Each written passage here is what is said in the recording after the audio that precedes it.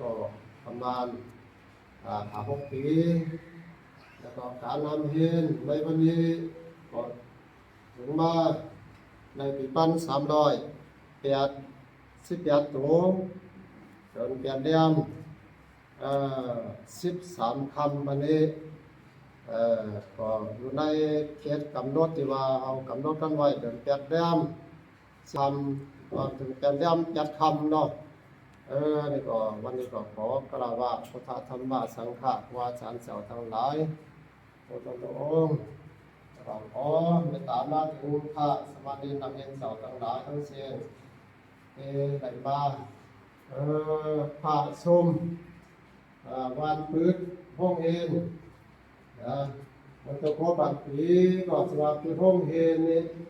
เอาเทศมาชมกันบนนี้ละสังฆะเมืองบาเมืองนาอันตาดังเฮนี่ก็หลายสุขภาพมีกี่วัดนี่เหมือนเดียวในสักวันอยู่วัดให้วัดมันดูมาข้างล่างบอกมีที่วัดในที่โฮเนี่ยหลายวัดทานโฮนี่อยู่ที่2 ไปขณะนี้โฮเอ็นที่มีทานดังเฮนก็ที่อยู่ที่มีหลายสุดเมื่อวานถึงบ้านเขาซ้อมมาก็นี่ถึงจันทร์อัคราบุญนาจะเลยมาบนกันเอาหลักกันว่าจะได้ลงมาบุญนาจะมีสีหลายคนน้อย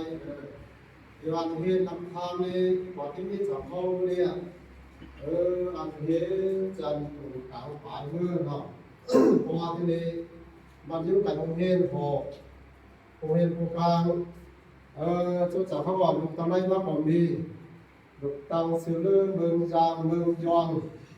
เมืองหน่วยที่ไม่ก่อมาอยู่ที่นี่เมืองมาอาศัยกับพื้นที่ที่อยู่ที่เศร้าที่หนีเรียวนี่เห็นได้บอก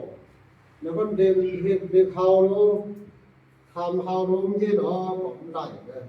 ที่ไหนเองที่บ้านเมืองชุดจากเขานี่ก็เป็นคนทาเหมือนกัน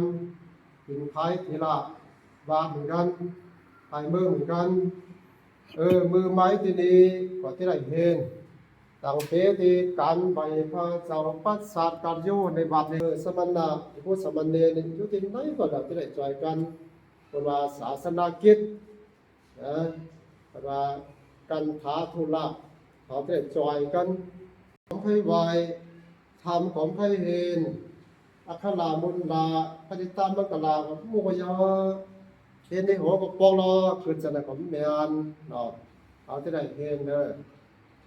เพราะว่าเห็นนี่เด็กหอเอาก็ที่ไหนหมอเด็กทำกรรมเฮาก็ที่ไหนหูรับทำกรรมสอนพระเจ้าสังสอนบารมีสังพรเดี๋ยวเลยสมัยเดียวเลยมันจะว่าสอนการรับทำเฉลียว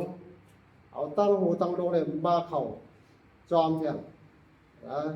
เพราะว่าใครชุดจับเขาเนี่ยเกิดใจไม่มาลุน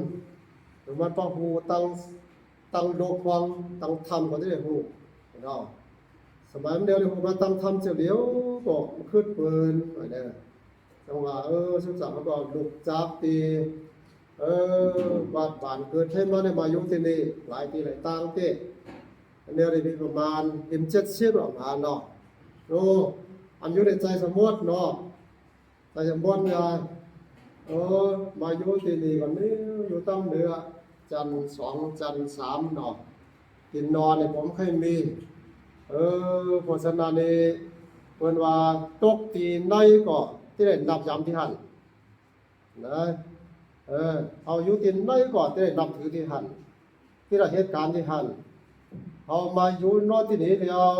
อยู่เหมือนบุกเชียงเลยมันไหลนะเอาที่ได้ใบใจว่าเหมือนบาดเฮาเหมือนบาดตัวเจ้าเก่าเขาที่ได้เหตุการณ์การปาระการปัสสาวะการโยการมดใสก็ที่ได้เหตุวิปัสสนาธุระการสุดห้องปองธรรมไปพระเจ้าปฏิบัติภาวนาอันนี้เป็นกิจการของเขาอันนี้อยู่ที่ไหนก็เฮ็ดอยู่แล้วเนาะถึงเวลาให้ในหอกฟ้าไปป่าสังถึงเวลาไปพระเจ้าเราทำเขาก็จะได้เฮ็ดนะ อันตังวัดตังว่าพวกนี้มีน้อยเดียวนะเพราะว่านอกจากวัดไม่พิวงกันนี่วัดให้ผมตายหรอกนะวัดให้ผมตายเหมือนสาววาดีกว่าตั้งกี่สิวนเขามาอยู่ในร้านมึงมาเมืองรามเดียวนี่แล้วก็พาน้อยอยู่จ้ำวัดหัวว่าก่อนน้อยลงเหมือนบ่อนตั้งนะบ่อนตั้งนี่เมื่อปี2,000 ปีเนาะสปอร์ที่วันจำตรงในครัวใน3 รายเนี่ยสปอร์ตพาเนี่ยมี70ยามนั้นนะเมื่อปี2,000 ปีเนี่ยแล้วก็พิกคู่เนี่ยมี12 ตุนก็เดียวยามนั้นแล้วก็โตมากกว่าน้อยลงเนี่ยหวานเดินจะเดินกลุ่มเดินกลุ่มไปยัยว่าเราเนื้อก็สังขารก็น้อยลงผ่าสมเด็จก็น้อยโอ้ปีนี้มาเนี่ย30ก็ได้เฮียงมาจังตรงเดียวเนี่ยน้อยลงนะแล้วก็บางบัตรผมมีเหมือนบัตรไม่น่าดูผมเดียวไม่สิตุนนะเอาเชียงตุงมาอยู่เดี๋ยวที่นึงมาอยู่เอาเชียงตุงมาอยู่บอกกวักมือบาเลยโอ้บุรีเขาเนี่ยบัตรไม่น่าดูเนี่ยอยากสถาโกน้อยอันนี้บัตรเขาแกไม่สิตุนเนี่ยหลายปีหรอกเพราะว่าลูกตีหวันน้องในใจมาต่ำไว้เลยคือตัวกาวัดนาเนี่ยมันได้หน่อยลงเนาะเพราะว่าตั้งตีสี่วันเดิมเขามาเพิ่มเขามาอยู่เนี่ยมันได้น้อยลงไปที่นะสนามที่นี้ที่ได้สำนักเห็นอยู่ไก่จองพวกกลางชูจับเปืนนี่ไวเหมือนโขไตแบบนะเปืนวันใจไปตีนไปเมื่อเด็กเปืนเนาะบาเด็กขอเด็กมา